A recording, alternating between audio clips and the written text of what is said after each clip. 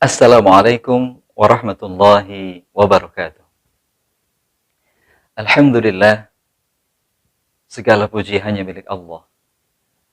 Rabb kita, pencipta, pemberi rizki, pemelihara, pengatur kehidupan kita.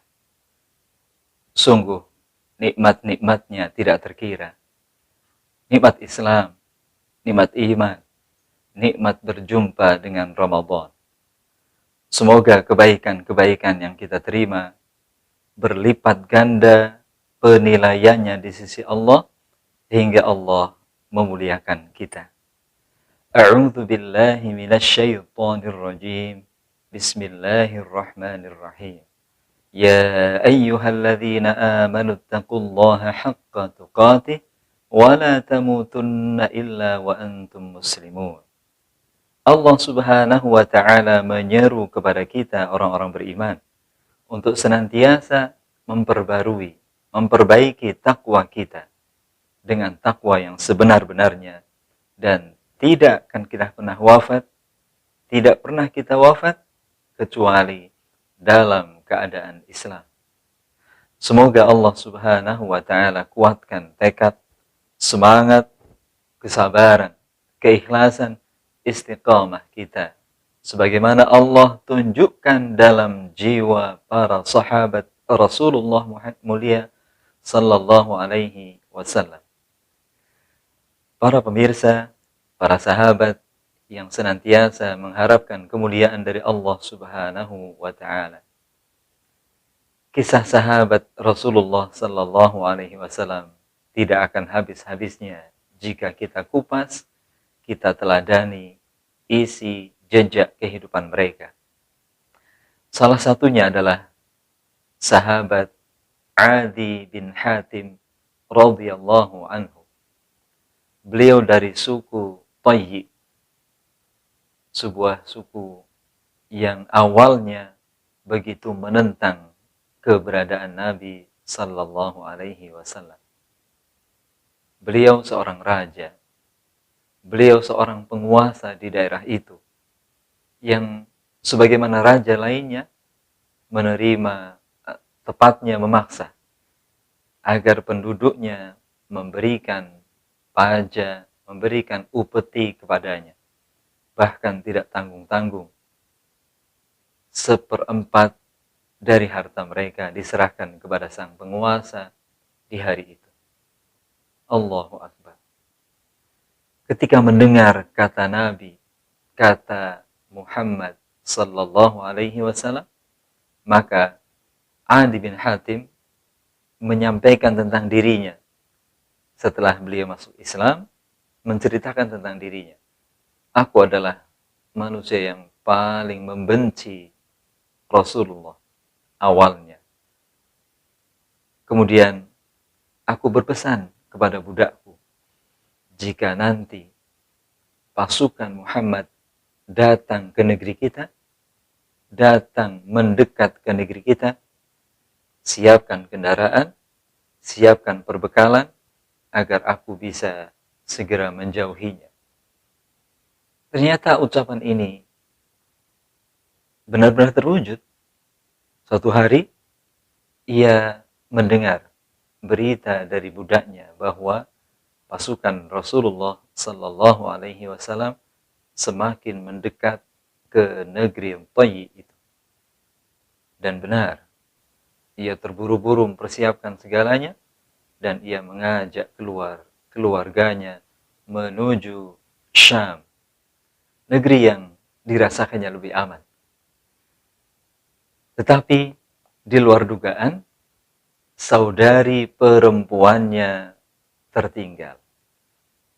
Saat ia melakukan perjalanan ke Syam, ia baru teringat. Ternyata saudara perempuannya tertinggal. Dan benar, ia menjadi tawanan pasukan Rasulullah sallallahu alaihi wasallam. Dan disinilah cahaya Allah turun ke dalam hatinya, dan inilah menjadi awal bergabung bersama Rasulullah. Masya Allah, betapa Allah Subhanahu wa ta'ala sangat mudah membolak-balikkan hati siapapun yang Allah kehendaki. Kisahnya berlanjut.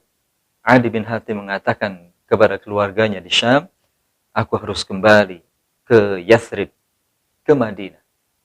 Aku harus menjemput saudari perempuanku. Kemudian saudari perempuannya ternyata selama di tawanan mendapatkan perlakuan yang sangat baik dari Rasulullah Sallallahu Alaihi Wasallam dan para sahabatnya.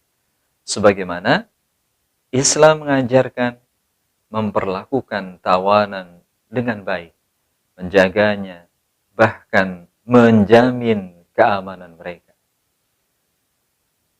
Saudari perempuannya menceritakan kisahnya kepada Adi sesaat setelah beliau berjumpa kembali dengan Adi bin Hatim. Setiap kali Rasulullah melewati tempat penawananku, maka aku menyapa beliau. Duhai, ayahku sudah tidak ada. Tidak ada yang bisa menjaminku. Duhai, andai Allah memberikan karunia kepadamu. Rasulullah menengok, tersenyum, dan tidak berkomentar apapun. Esok hari demikian. Esok hari pun demikian.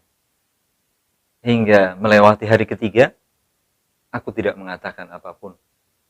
Kemudian seseorang datang kepadaku. Ternyata ia adalah Ali bin Abi Thalib radhiyallahu anhu. Ia mengingatkan kepadaku, kenapa engkau tidak menyapa beliau? Kenapa engkau tidak menegur beliau? Maka saudari perempuan Ali bin Hatim ini pun menyapa kembali. Dan Rasulullah Sallallahu Alaihi Wasallam menanggapi, adakah yang akan menjaminmu? Baru kemudian saudari perempuan Adi ini mengatakan, ada. Saudaraku Adi bin Hatim sedang dalam pelariannya. Maka Rasulullah Sallallahu Alaihi Wasallam menyampaikan, jika benar engkau terjamin sampai kepadanya, orang kepercayaanmu dan engkau aman, maka aku izinkan engkau menuju saudaramu. Setelah mendapatkan kabar baik ini, maka saudari perempuan Adi bin Hatim pun mendapatkan apa yang tadi disampaikan Nabi. Setelah lengkap semuanya, maka kembalilah saudari ini ke Adi bin Hatim. Sesampainya berjumpa dengan Adi bin Hatim, maka saudari perempuan ini mengatakan, engkau harus jumpa dengan Muhammad. Bagaimana pendapatmu tentang ia? Tanya Adi kepada saudari perempuannya itu. Maka saudari perempuan ini mempersaksikan bahwa beliau Nabi, bahwa beliau tidak seperti raja-raja yang biasa. Sehingga sang saudari perempuan ini mengatakan, andaikan ia seorang Nabi, maka engkau beruntung. Andaikan ia seorang raja, engkau pun tidak rendah, karena engkau pun seorang raja. Datangi segera ia. Mendengar kisah dari penuturan saudari perempuannya ini, datanglah Adi bin Hatim menuju Yathrib, menuju Al-Madinah Al-Munawwarah. Ternyata kedatangan Adi bin Hatim disambut begitu luar biasa oleh Rasulullah Sallallahu Alaihi Wasallam. Karena Rasul tahu bahwa Adi ini seorang pemimpin dari suku Thayyib. Digandengnya Adi bin Hatim oleh Rasulullah dengan sangat lembut, dengan sangat akrab. Dalam hatinya, Adi mengatakan, ini bukan kebiasaan raja. Kemudian dihamparkannya semacam permadani kecil kepada Adi untuk duduk. Silahkan, engkau duduk di sini. Adi mengatakan, tidak, aku tidak pantas, engkau yang duduk di sini. Rasul menjawab, tidak. Engkau tamu, engkau yang berhak di situ. Dalam batin Adi semakin kuat, ini bukan raja. Sesaat pembicaraan sedang berlangsung, datanglah seorang nenek yang sepuh, yang memerlukan bantuan, yang memerlukan perhatian dari Nabi Sallallahu Alaihi Wasallam. Dan ternyata Nabi pun melayani dengan sangat baik. Semakin kuat Adi mengatakan dalam hatinya, ini bukan kebiasaan raja.